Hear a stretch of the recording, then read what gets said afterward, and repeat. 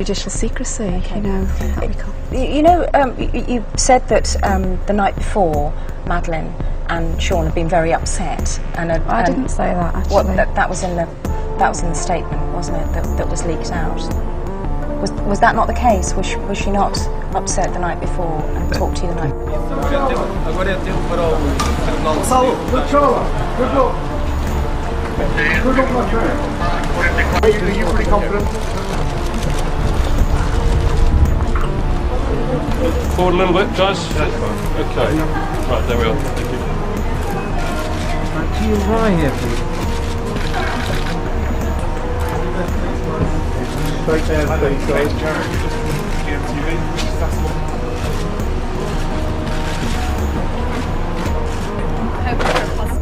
The name Madeleine McCann still echoes like an open wound across Europe and beyond.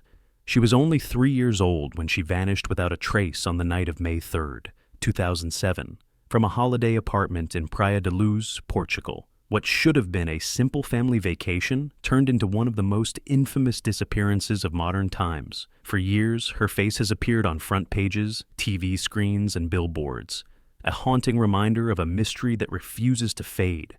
At the heart of this story lies a clash between two narratives. On one side, the official police process, which ultimately concluded there was insufficient evidence to charge anyone.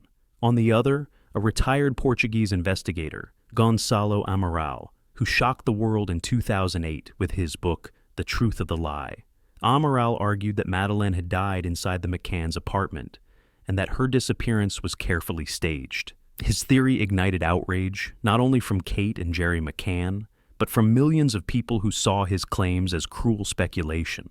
Yet, for others, his words echoed suspicions they had silently held all along.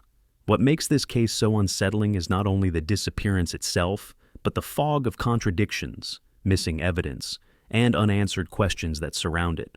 Why did witness statements differ so dramatically? How could phone records appear altered, and why did court battles over Amaral's book become almost as famous as the case itself? More than a decade later, despite millions of pounds spent on investigations and countless theories debated worldwide, the truth remains elusive.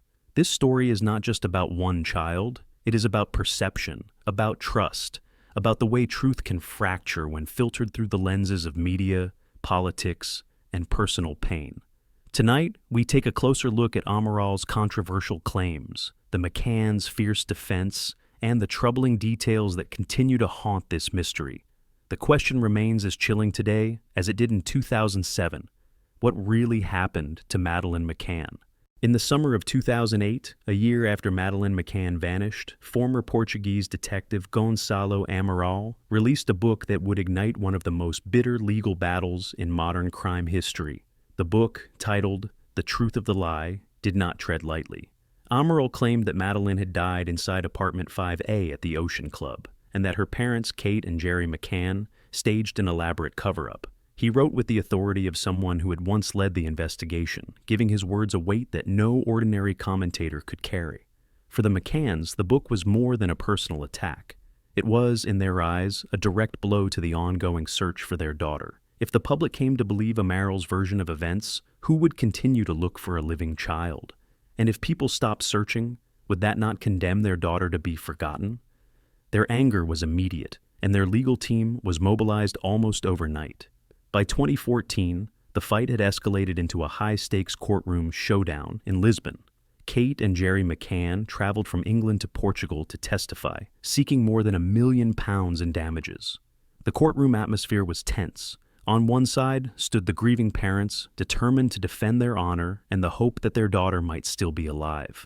On the other stood Amaral, defiant, insisting he had told no lies, that his book was grounded in the police case files, and that freedom of expression entitled him to share his conclusions. The trial dragged on for months, watched closely by journalists from both Portugal and the United Kingdom. When the ruling finally came in April 2015, it was a dramatic victory for the McCanns.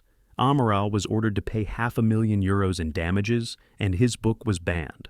Outside the courthouse, Kate McCann described the judgment as a moment of relief, saying that the book had inflicted significant and ongoing damage on the search for Madeleine. But that relief was short-lived. Amaral appealed, and in 2016, the higher court overturned the decision. In early 2017, the Portuguese Supreme Court went even further, rejecting the McCanns' final appeal. The justices made a striking clarification. Shelving the case in 2008 had not cleared the parents of suspicion. Lack of evidence, they said, was not proof of innocence. With those words, Amaral's right to express his theory was firmly protected under Portuguese law. The reversal devastated Kate and Gerry. Not only had they lost the damages, but they now faced the painful reality that a book branding them as deceivers would remain on shelves. For Amaral, it was a personal vindication, a validation of his claim that his conclusions lay firmly within the bounds of free speech and public debate. Beyond the courtroom, the public was split. Supporters of the McCanns viewed Amaral as a disgraced detective profiting from tragedy. Supporters of Amaral argued that he was silenced for telling uncomfortable truths. The legal war became an extension of the larger battle. The official narrative versus the alternative theory, hope against suspicion, the living child against the possibility of a secret death. The scars of that legal war remain visible even today. It was not simply a dispute over money or reputation. It was a fight over narrative control, over who had the right to shape the story of Madeleine McCann. And in the end, the highest court in Portugal declared that Amaral's voice, however controversial, could not be muted. Just 2 weeks after Madeleine's disappearance, Kate and Gerry McCann launched what became one of the most talked about initiatives in the case, the Find Madeleine Fund. Its purpose was clear: to gather financial resources that would allow the search to continue long after the initial media storm faded. But very quickly, the fund grew into something much larger than anyone expected. Donations poured in from all corners of the world. Ordinary families sent small contributions, moved by the McCanns' plight. But the fund also attracted attention from high-profile supporters, among them author J.K. Rowling and business magnate Sir Richard Branson, who donated significant sums. At its height, the fund was receiving an estimated £260 every hour, more than £6,000 a day, £43,000 a week, and upwards of £170,000 every month. By the end of its first year, nearly £2 million had been raised. With such staggering figures, the fund quickly became a financial powerhouse, but also a lightning rod for scrutiny. Supporters saw it as a lifeline, a way to ensure that Madeleine's face remained visible, her story alive, and the search ongoing. Critics, however, began to question how the money was truly being spent. Was every pound going toward private investigators and awareness campaigns, or was a portion being diverted into legal battles, like the one against Gonçalo Amaral? The McCanns maintained that the fund existed solely to support the search for their daughter. Yet the lack of transparency in certain expenses gave skeptics ammunition. In the eyes of some, the fund symbolized the strength of community compassion. In the eyes of others, it blurred the lines between hope and self-defense. By 2014, as the court case against Amaral intensified, questions around the fund became harder to ignore. Was this money helping to find Madeleine, or was it shielding her parents from accusations that refused to go away? The debate reflected the larger divide in the public opinion: faith in the McCanns' innocence on one side, suspicion and doubt on the other. To understand the controversy surrounding Madeleine's disappearance, one must revisit the night of May 3rd, 2007, when the McCanns and their friends gathered for dinner at the resort's tapas bar. This seemingly ordinary evening would later become the cornerstone of conflicting accounts, theories, and suspicions. According to police records, 6 staff members were on duty that night. 2 worked in the kitchen and saw nothing of the dining area, but the other 4 noticed movements that struck them as unusual. A barman recalled at least one member of the McCann group leaving the table during dinner. A waitress thought Gerry McCann was absent for about 30 minutes.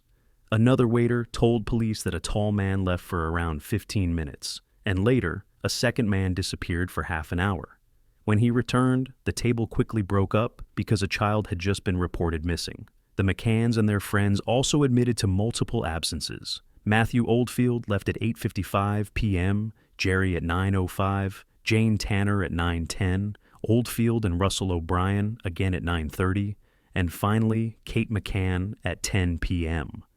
To outsiders, this checking schedule was presented as a rotation of responsible parents ensuring the children were safe.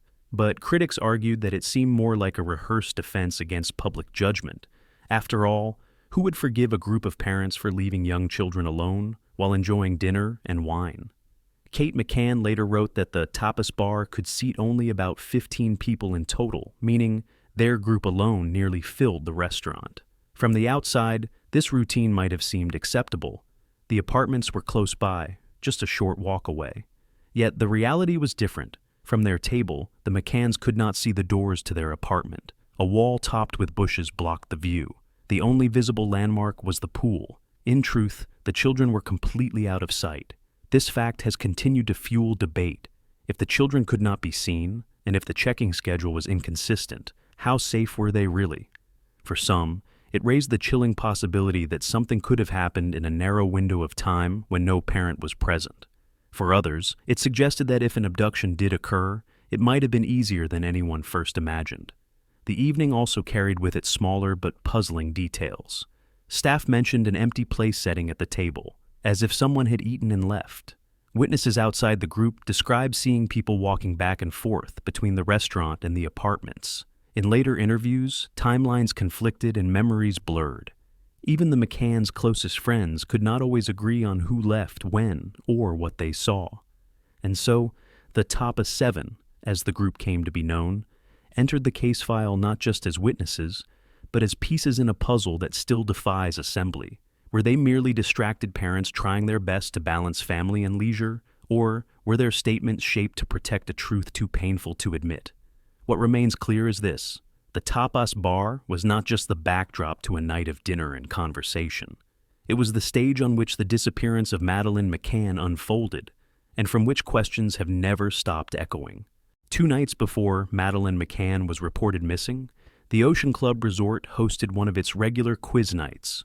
On May 1st, 2007, the tapas bar was buzzing with the laughter and chatter of holidaymakers.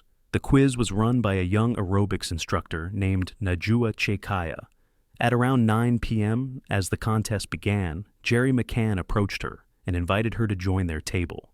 She accepted and sat with the group for about 20 minutes, exchanging small talk. What stood out to her, however, was that one seat at the table appeared empty, as if someone had already eaten and left. Police later pressed Najwa on who might have been missing. She wasn't certain. She didn't recall seeing Kate McCann at the table during that time, though she admitted she couldn't be absolutely sure. That empty place setting became one of those nagging details investigators would never fully resolve. Later that same night, another oddity emerged. Between 10:16 and 10:27 p.m., Kate McCann's phone was used 6 times in just 11 minutes. To this day, no clear explanation has been provided about who she was calling, who was calling her, or what was being discussed.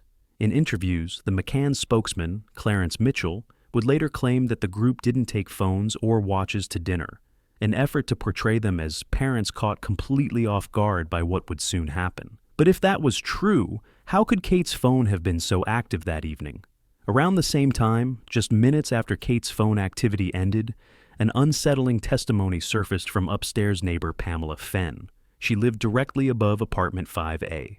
In a statement made to police months later, Mrs. Fenn recalled hearing the cries of a young child around 10:30 that night. The crying, she said, lasted for over an hour, growing louder and more distressed, punctuated by the repeated call of, "Daddy, Daddy!" Just before midnight, she heard the patio door slide open, and suddenly the crying stopped. The McCanns flatly denied this account. Both Kate and Gerry insisted that nothing unusual had occurred that night, claiming they had checked on the children several times and that all had been fine. To dismiss the testimony of an elderly neighbor may have been easy, but for investigators, it introduced another layer of doubt. Was Madeleine crying alone for more than an hour? If so, who returned to the apartment at midnight to silence her? The following morning, according to Kate's later book, Madeleine made an offhand comment that has chilled many ever since.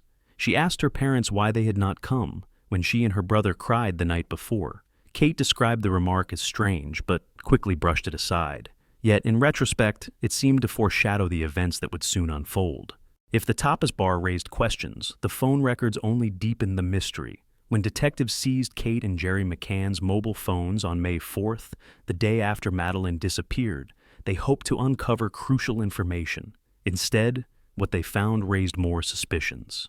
On Kate's phone, the call history showed no outgoing calls at all for an entire week, from April 27th to the early hours of May 4th. Gerry's phone looked even stranger.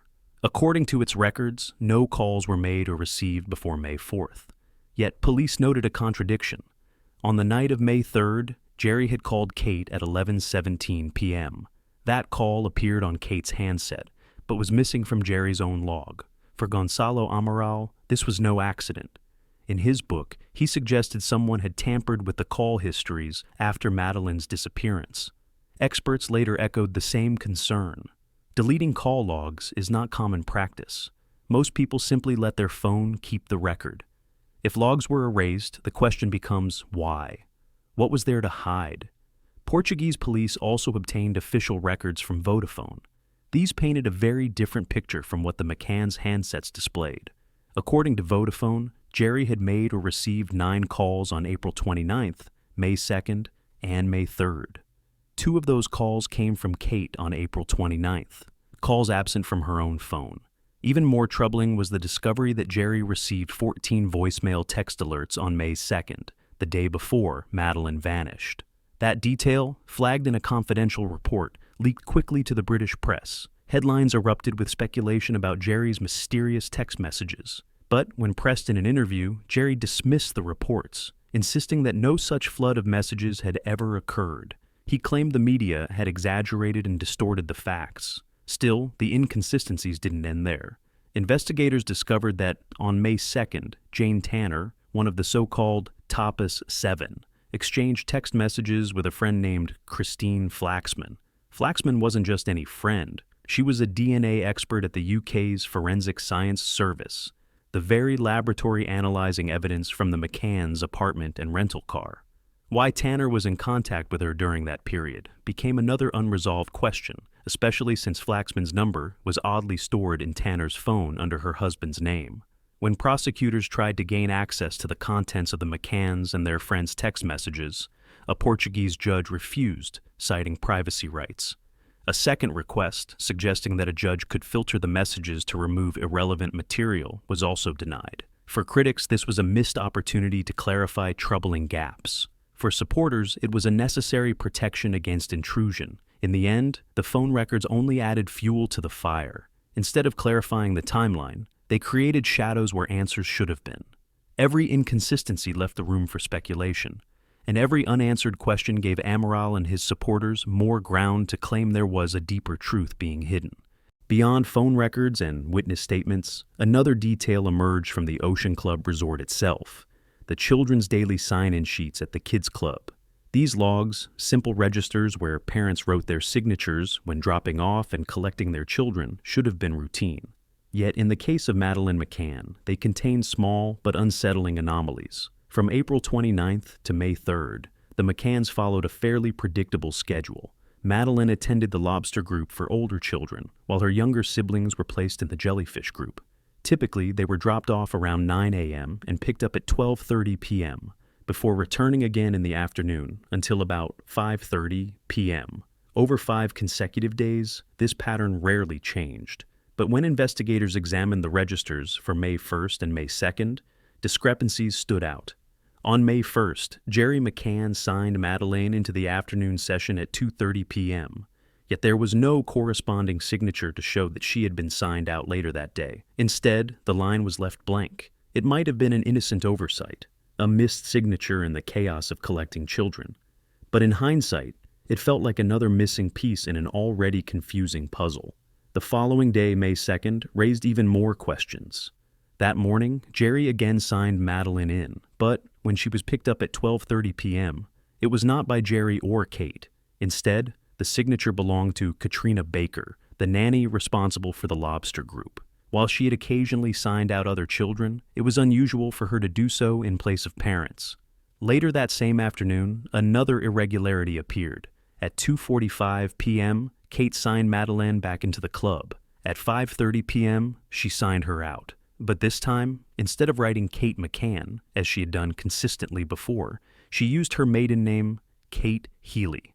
Across 5 days, Kate signed her children in and out 20 times. Only once did she use her maiden name, and it happened to be on the very day after Pamela Fenn claimed to have heard a child crying for more than an hour. For Amaral, such details were not mere coincidences. To him, they suggested confusion, concealment, or perhaps something more deliberate. To the McCanns, they were likely nothing more than the natural inconsistencies of busy parents on holiday. Yet, in a case built on fragments and doubts, even the smallest deviations took on an outsized weight. By the summer of 2008, Gonçalo Amaral had already been removed from the official investigation. But just days after Portuguese authorities shelved the case, he released The Truth of the Lie, his own account of the first 6 months, and his controversial theory that Madeleine had died in apartment 5A. His book, and later the documentary inspired by it, did more than provoke anger. It drew a clear battle line between two worlds, one in which Madeleine was still alive and waiting to be found, and another in which her disappearance was the result of a cover-up. The McCanns fought back fiercely. They called the book an injustice, not only against them, but against their daughter, arguing that it damaged the search by convincing the public she was already dead. For a time, the courts agreed. Amaral's book was banned, and he was ordered to pay damages. But the higher courts later overturned that decision, declaring his right to free expression. For Kate and Gerry, the outcome was devastating. For Amaral, it was vindication. Beyond the legal battle, the case had consumed extraordinary resources. More than £11 million of UK taxpayer money had been poured into Scotland Yard's special operation to find Madeleine. Countless private investigators had been hired. And yet, after years of searching, the fundamental questions remained unanswered. What happened in those crucial hours of May 3, 2007? Why did the phone records not match? Why did the kids' club registers contain strange anomalies? Why did so many witness statements conflict? The dominant narrative in British media painted the McCanns as victims of a cruel twist of fate, parents who made a tragic mistake but never stopped fighting for their daughter. In Portugal, however, skepticism lingered. Amaral's claims, though rejected by many as speculation, resonated with those who saw too many loose ends left unexplained. What makes this case endure is not just the disappearance of a child, but the collision of perception and truth. The story has been told and retold across books, documentaries, and courtrooms. Each version sheds light from a different angle, yet none have revealed the whole picture. More than a decade later, Madeleine's face still appears on posters and websites, a haunting reminder of innocence lost and of a mystery unresolved. Perhaps the most chilling aspect is that the truth may already be buried in plain sight, hidden in phone records, in witness statements, or in memories that have faded with time. Whether Madeleine is alive or not, whether Amaral was right or wrong, the question remains the same. What really happened in Praia da Luz?